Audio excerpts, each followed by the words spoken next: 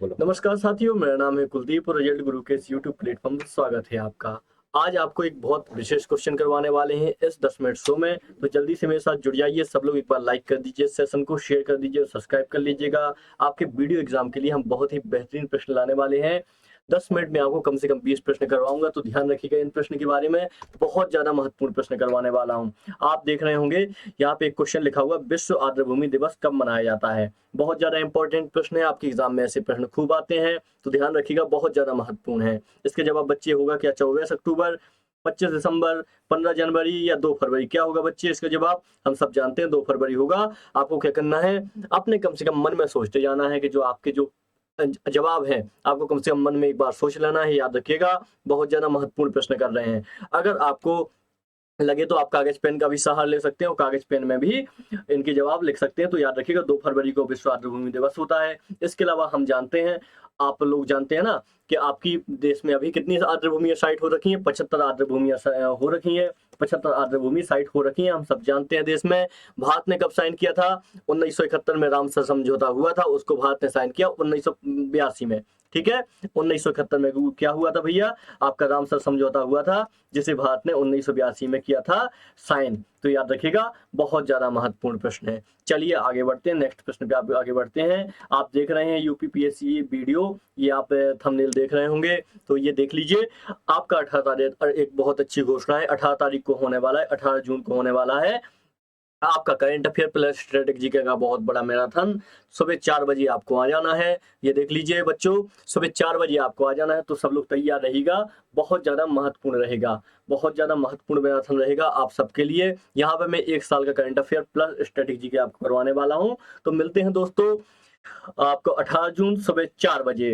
याद रखिएगा, बहुत महत्वपूर्ण सूचना है। चलिए पहले क्वेश्चन पे आज की बात कर लेते हैं। 2011 की जनगणना के अनुसार सबसे अधिक अनुसूचित जाति वाला राज्य कौन सा है? बहुत ज्यादा महत्वपूर्ण प्रश्न है, सारे बच्चे जवाब देंगे। 2011 की जनगणना के अनुसार सबसे अधिक एसटी की बात कर रहे हैं बच्चा, एसटी की, शेड्यूल ट्राइब की बात कर रहे हैं, ना कि एससी की बात कर रहे हैं।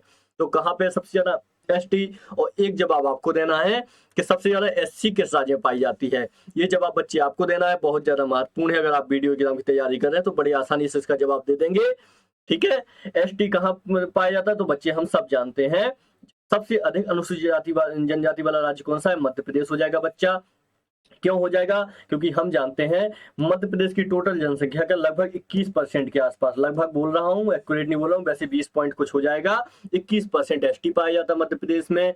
जो मध्य प्रदेश की कुल जनसंख्या है, एग्जाम्पल के तौर पे, इसमें से कुल जनसंख्या में ना से केवल 21% जनसंख्या आपकी एसटी की है, और बाकी आपके देखेंगे आपका जो 79% 80% बचेगा वो आपकी अलग कम्युनिटी हो जाएंगी। ठीक है, याद रखिएगा, बहुत ज्यादा इंपॉर्टेंट हो जाएगा। अगर हम परसेंटेज की बात करें बच्चा, परसेंटेज की बात करें, तो जो मध्य मणिपुर मिजोरम है ना आपका, यहाँ पे 94% जनसंख्या पाई जाती है सिर्फ और सिर्फ एसटी की। मतलब ये मान लीजिए, ये इतना छोटा सा राज्य है आपका मिजोरम, इसमें से 94% लोग जो है, छोटा सा राज्य है मिजोरम, कोई बड़ी बात नहीं है, इसमें से 94% जनसंख्या सिर्फ आपकी क्या है? आपकी सिर्फ एसटी है। याद रखिएगा, बहुत ज्यादा महत्वपूर्ण। यहाँ पे लोगों की बात कर रहे हैं, यहाँ परसेंटेज की बात कर रहे हैं, मतलब यहाँ पे 21% लोग आपके एसटी हैं, यहाँ पे 94% टोटल जनसंख्या आपकी एसटी ही है। याद रखिएगा, बहुत ज्यादा महत्वपूर्ण, इसका सही जवाब मध्य प्रदेश हो जाएगा। चलिए आगे बढ़ते हैं, बाकी आपको यहाँ पे बताना है। एससी, सबसे ज्यादा एससी कहाँ पाई जाती है, ये याद रखिएगा, महत्वपूर्ण क्वेश्चन होगा आपके लिए। दूसरे क्वेश्चन पे बात करते हैं, भारत में सबसे अधिक जनसंख्या वाला राज्य कौन सा है बच्चे? भारत में सबसे अधिक जनसंख्या वाला राज्य कौन सा है? नागालैंड, सिक्किम, गोवा, अरुणाचल प्रदेश। सबसे कम जनसंख्या की बात कर रहे हैं, ध्यान से देखिएगा, बहुत इंपॉर्टेंट चीज है। तो सबसे कम जनसंख्या बच्चे कहाँ? नागालैंड, सिक्किम, गोवा, अरुणाचल प्रदेश में। हम सब जानते हैं बच्चे, भारत में क्षेत्रफल के हिसाब से सबसे छोटा राज्य कौन सा है बच्चे? ये है आपका गोवा। गोवा सबसे छोटा राज्य है, हम सब जानते हैं। तो और सिक्किम आपका क्या हो जाएगा? जनसंख्या के मामले में सबसे छोटा राज्य। ये किसके मामले में है? जनसंख्या के मामले में सबसे छोटा राज्य सिक्किम, तो सिक्किम सही जवाब हो जाएगा। याद रखिएगा, बहुत ज्यादा महत्वपूर्ण प्रश्न है। ठीक है चलिए, अच्छी बात है। नेक्स्ट प्रश्न की बात करें, भारत में प्रथम जनगणना कब प्रारंभ हुई? बच्चे हम अच्छे से जानते हैं आपकी प्रथम जनगणना के बारे में। तो सबसे पहले तो 1872 में लॉर्ड मेयो के कार्यकाल में पहली जनगणना भारत में आरंभ होती है। ठीक है, सारे बच्चे जानते हैं, बहुत इंपॉर्टेंट प्रश्न है, बहुत सारे एग्जाम में बनता है। 1881 में लॉर्ड रिपन के कार्यकाल में, लॉर्ड रिपन को आप जानते हैं स्थानीय स्वशासन का जनक भी कहा जाता है। तो लॉर्ड रिपन के कार्यकाल में आपकी रेगुलर जनगणना शुरू हो जाती है। तो प्रथम जनगणना की बात की हुई है बच्चे। तो आप अगर इसमें पूछा होता निरंतर प्रथम जनगणना तो 81 हो जाता, वैसे प्रथम जनगणना पूछा है तो 1872 हो जाएगा। ये बेटे जाना सही जवाब हो जाएगा 1872। अगर यहाँ पे पूछा होता निरंतर जनगणना कब हुई, प्रथम निरंतर जनगणना 1881 में हुई थी। ठीक है, देख लीजिएगा, बाकी आप जैसे क्वेश्चन पूछा जा रहा हो उस हिसाब से जवाब दे लीजिएगा। ठीक है, आगे बढ़ लेते हैं। एक आपके लिए यहाँ पे क्वेश्चन इंपॉर्टेंट बच्चा और है, महान विभाजक वर्ष किसे कहा जाता है? ये आपका क्वेश्चन बनता है। महान विभाजक वर्ष आप जानते हैं क्यों महान विभाजक वर्ष कहा जाता है? क्योंकि जनसंख्या वृद्धि दर थी ना, वो माइनस में चल रही थी, -71%। तो 1921 को कहा जाता है महान विभाजक वर्ष, याद रखिएगा। 2000 जो हमारी 11 में जनगणना हुई है बच्चा, आपको बताना है किस क्रम की जनगणना थी, ये आपको क्रम बताना है। 15वां, 16वां, 17वां आपको क्रम बताना है। ठीक है, ये आपके लिए क्वेश्चन रहेगा। आगे बढ़ते हैं नेक्स्ट प्रश्न पे। लेवेंडर कैंछोत अहरबल हेरत पुरस्कार एप्पल पर्व कहाँ मनाया जाता है? क्वेश्चन नंबर पे मत जाइएगा, थोड़ा सा क्वेश्चन नंबर आपके रॉन्ग लिखे हुए हैं। खैर आप क्वेश्चन पढ़िए, लेवेंडर कंचोत अहरबल हेरत पुरस्कार एप्पल पर्व कहाँ मनाया जाता है? लेवेंडर जानते हैं आपके फूल होते हैं जो बहुत ज्यादा सुगंधित होते हैं, इनका तेल भी बाजार में आता है, तो बहुत यूजफुल होता है। तो ये कहाँ मनाए गए बच्चे? 2023 में 22-23 के सारे समारोह हैं। आपने अगर प्रीवियस ईयर पेपर देखोगे तो आपको बहुत सारे क्वेश्चन मिल जाएंगे जो आपके किससे संबंधित होंगे, जो समारोह संबंधित होंगे, आपके इंपॉर्टेंट जो पर्व होते हैं उनसे संबंधित है। तो ये बच्चे जम्मू कश्मीर हो जाएगा इसका सही जवाब। लेवेंडर कंचुत अहरबल हेरत पुष्कर एप्पल पर्व कहाँ मनाया गया? आपके जम्मू कश्मीर मनाया गया, याद रखिएगा। बाकी एक पुष्कर मेला होता है राजस्थान में मनाया जाता है, वो एक अलग चीज है। ठीक है, एक मेला राजस्थान में मनाया जाता है जिसमें पगड़ी प्रतियोगिताएं वगैरह होती हैं, याद रखिएगा। लद्दाख में बच्चे एक हेमेस महोत्सव मनाया जाता है, हेमेस महोत्सव, यहाँ पे हेमेस नेशनल पार्क भी है। ठीक है, याद रखिएगा लद्दाख में। बाकी झारखंड में छऊ नृत्य वगैरह हो जाएगा आपका, पंजाब में हो जाएगा आपका भांगड़ा वगैरह जो आपके लोक नृत्य होते हैं। चलिए आगे बढ़ते हैं, गिद्दा भी हो जाएगा पंजाब में। आगे बढ़ते हैं, समुद्र विज्ञान संस्थान का मुख्यालय कहाँ है? आपका अभी हाल फिलहाल में एक दिन भी था बहुत इंपॉर्टेंट, आपका वर्ल्ड ओशन डे, आपका बहुत महत्वपूर्ण दिवस था। आपको बताना है वर्ल्ड ओशन डे कब होता है, आपके जून महीने में ही है। और मैंने इसको क्लास में बड़ी अच्छी तरीके से, अगर आप मेरी क्लास देखते हैं, वर्ल्ड ओशन डे की बात कर रहा हूँ बच्चा, वर्ल्ड ओशन डे। तो आपने अगर मेरी क्लास देखते होंगे एमटीएस एग्जाम में देखते होंगे, एमटीएस एग्जाम रात को 1 बजे, आपको 1 AM पे मैं रोज लाइव आता हूँ आपके एमटीएस एग्जाम के लिए। गवर्नमेंट जॉब रिजल्ट गुरु पे मैं आपको रोज मिलता हूँ। अगर आप क्लास देखते होंगे मेरी, तो मैंने यहाँ पे कई बार ये क्वेश्चन करवाया हुआ है। 1 AM से 2 AM क्लास चलती है, आपको रोज मैं पर डे स्पेशल डे करवाता हूँ। तो राष्ट्रीय समुद्र विज्ञान संस्थान का मुख्यालय कहाँ है बच्चा? तो ये आपका हो जाएगा पणजी, गोवा में हो जाएगा राष्ट्रीय समुद्र विज्ञान संस्थान का मुख्यालय। यहाँ पे आपका पोलर रिसर्च का भी संस्थान है, आपको पता है। आपके जो आपका आर्कटिक है वहाँ पे हिमाद्री नाम का आपका रिसर्च सेंटर पाया जाता है, यहाँ पे पोलर रिसर्च सेंटर का भी मुख्यालय है। और आपका जो अंटार्कटिका है, यहाँ पे आपका भारती नाम का जो 2013 में ऐड किया गया आपका एक रिसर्च इंस्टीट्यूट है, ये अंटार्कटिका में है बच्चा, ये आर्कटिक में है, याद रखिएगा दोनों अलग अलग चीजें हैं। ठीक है, बात आर्कटिक परिषद का आपको पता है ऑब्जर्वर राष्ट्र भी है। ठीक है, चलिए आगे बढ़ते हैं, नेक्स्ट क्वेश्चन पे बात कर लेते हैं। इस प्रश्न को यहीं पर कंप्लीट करते हैं हम। देहरादून और नई दिल्ली में भी बहुत इंपॉर्टेंट मुख्यालय हैं, इनके बारे में कभी और बात करेंगे। ठीक है, चलिए आगे बढ़ते हैं नेक्स्ट प्रश्न पे। भारतीय संविधान की 6ठी अनुसूची किस राज्य के आदिवासी क्षेत्रों पर लागू नहीं होता है?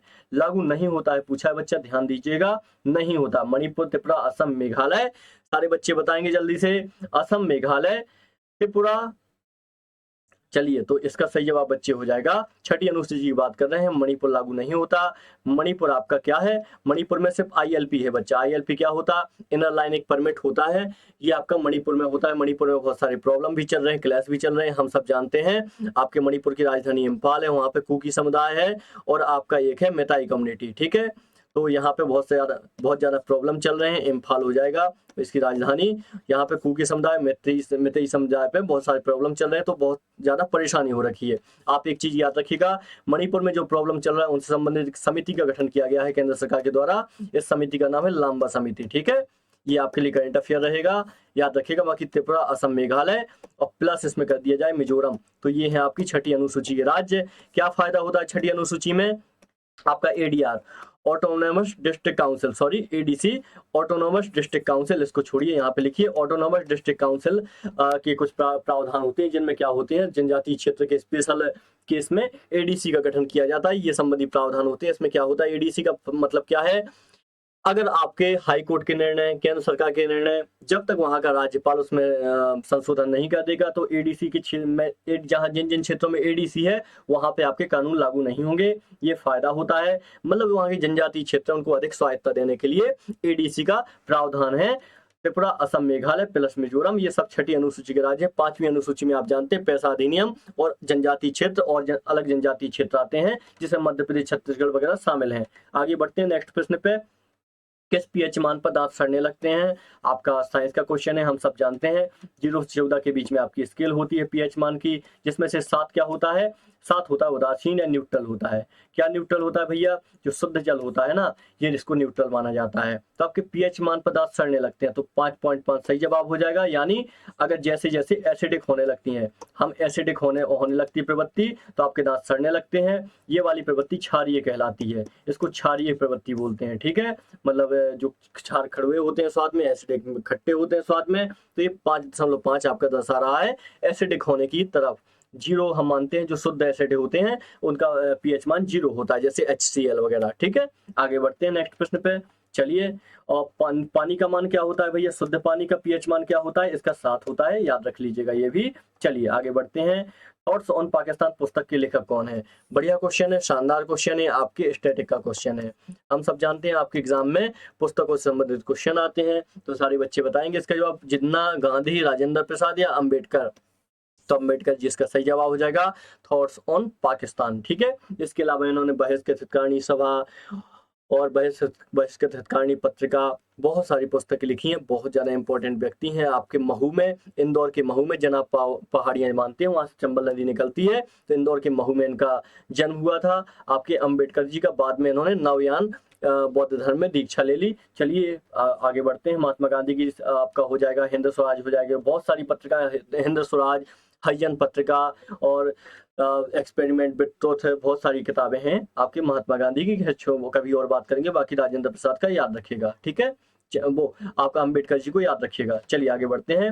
राष्ट्रीय ध्वज की लंबाई और ऊंचाई का अनुपात क्या होता है? बहुत इंपॉर्टेंट क्वेश्चन है। आपको पता है संविधान सभा ने राष्ट्रीय ध्वज को कब अपनाया?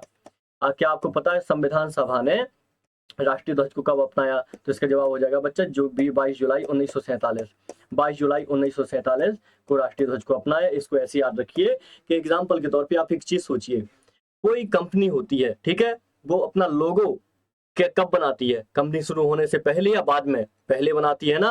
तो भारत क्या है?